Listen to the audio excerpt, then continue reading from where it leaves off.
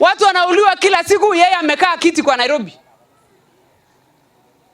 Hauwezi kuwa wewe ndio mkubwa ya polisi Kenya na umekaa chini na watu wanauliwa na unataka kupewa ripoti. Unapewa ripoti ya nani kama si wewe kwenda kuangalia watu? Hii Baringo saa hii jina imeharibika Kenya mzima, inajulikana ni pahali watu wanauawa. Hata ile maendeleo tulikuwa naletewa hapa Lake Baringo hakuna. Ile barabara ilikuwa inapita Lake Baringo shortcut kwenda Samburu haipitiki. Rasilimali ambayo wangekuja hapa Baringo sasa jina hawaleti maendeleo sababu ya hii maneno ya wizi ya ng'ombe na mauaji ya watu.